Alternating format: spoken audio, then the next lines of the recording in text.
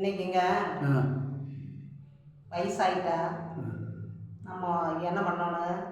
கம்முன்னு இருக்கணும். கொஞ்சம் யோசனை பண்ணணும். நம்ம ஒருத்தருக்கு பணம் கொடுக்குறோன்னு வைங்க, ஒரு நிமிஷம் யோசனை பண்ணி நம்மளுக்கு இருக்குதான்னு பார்த்துட்டு தான் கொடுக்கணும். சரி. இப்போ நம்ம டீச்சர் என்ன பண்ணாங்கன்னா, பையன் கேட்குறா, அவங்களுக்கு ஒரே பையன். அவன் ஒரே பையன் தான். அப்படி 9 பேரும் பத்து வச்சிருக்குதாம்மா. அதான் ஒரே பையனால சரி கேட்குறது கொடுத்துட்டு இருக்குது. ஆமாம், கேட்குறது கொடுத்துட்டு இருந்தா பரவாயில்ல.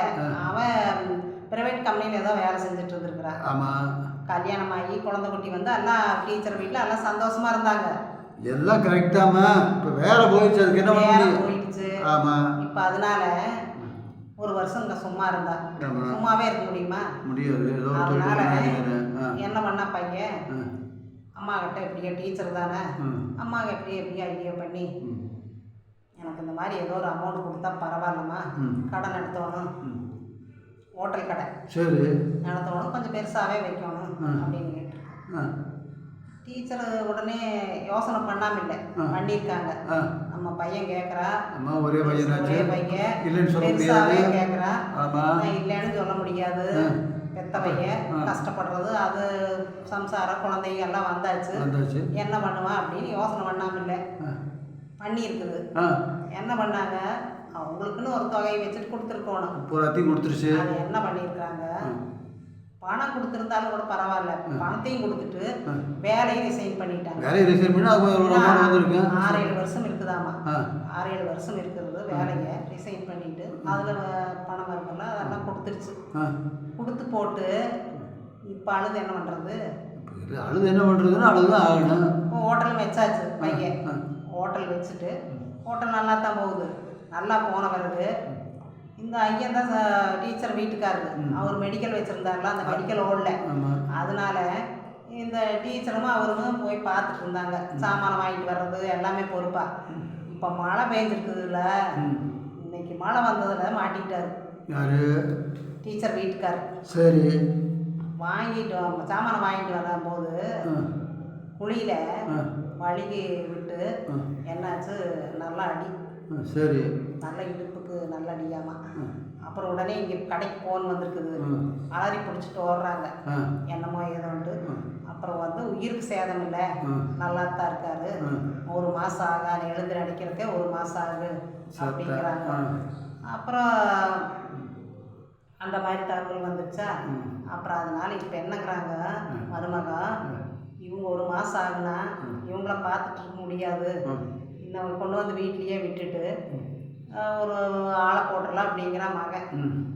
ஆளை போட்டு பார்த்துக்கிட்டு சரி அப்படின்ட்டு நல்ல யோசனை தானே, செய்யலாமே. அப்புறம் மருமகன் என்னங்கிறான், ஆள் போட்டு பார்த்தாலும் எத்தனை நாளைக்கு பார்க்க முடியும்? சொந்த மாமனார் மாமியால நம்ம பார்த்த மாதிரி அம்மா அப்பாவையெல்லாம் யாரும் பார்க்க மாட்டாங்க, ஆளுகள் நம்ப முடியாது. நம்ம பையனே நம்ம பார்க்க முடியலைன்னா ஹாஸ்டலில் கொண்டு போய் நம்ம விட்டுற பையன் பிள்ளையெல்லாம் படிக்கிறதுக்காக விட்டுறோமல்ல, அது மாதிரி உங்கள் அப்பா அம்மாவையும் கொண்டு போய் முதியோர் இல்லத்தில் விட்டுறலாம். இன்னும் இங்கே வீட்டில் வச்சுருந்தா நம்மளால் பார்க்க முடியாத, ஹோட்டலில் பார்த்துட்டு நம்ம ரொம்ப பிஸியாக இருக்கோம். அது கரெக்டாக சொல்கிறது அப்படிங்கிறாங்க.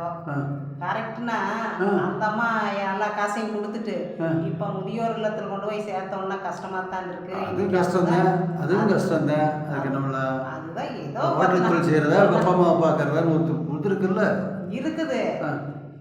இருந்தாலும் வந்து அந்த வார்த்தை வந்து முதியோர் இல்லத்தில் கொண்டு போய் சேர்த்தலாங்கிற ஒரு வார்த்தை விடக்கூடாதுல்ல.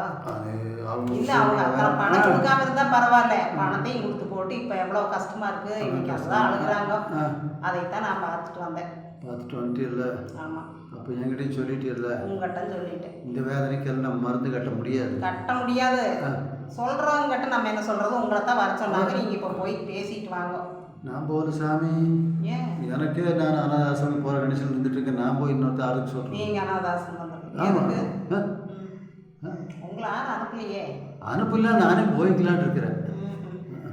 தேவையில்லைங்க, எனக்கு சிக்கல் வரக்கூடாதுங்கிறதுக்காக நானே ஒதுங்கிக்கலான்னு பார்க்குறேன். அவங்க அனுப்புறதை விட நம்ம போய்க்கிறது நல்லது. இருந்தாலும் இப்போ ஒரு கவர்மெண்ட் வேலையில் இந்த அம்மா இருந்துருக்குதுன்னா கொஞ்சம் சுதாரிப்பாக இருந்திருந்தா பிரச்சனையே இல்லை. ஏமா ஒரே மகன் சொல்கிறேன், செல்லமாக வளர்த்துருக்கான்னு சொல்கிறேன், அதெல்லாம் பார்க்க மாட்டாங்கம்மா. பார்த்து இப்படி பண்ணிட்டாங்க காரணம் வந்து அப்புறம் வேலை போச்சுன்னா மகன் மேலே அப்போ இருக்கிற பாசத்தில் எல்லாம் போகத்தான் செய்யும். இப்போ மகனாவது அது நினைக்கணுமல்ல, இப்படி மகனும் நினைச்சு சொல்லியிருக்காப்புல, சொல்லியிருக்காரு மருமக ஒத்துக்கல. அதுக்கு என்ன சண்டையா இருக்குது. அதுதான் அவர்தான் பார்த்துட்டு வந்து எனக்கு மனவேதனையா இருக்குதுன்னு சொன்னேன். உனக்கு சரிங்களா? மனவேதனையா இருக்கா?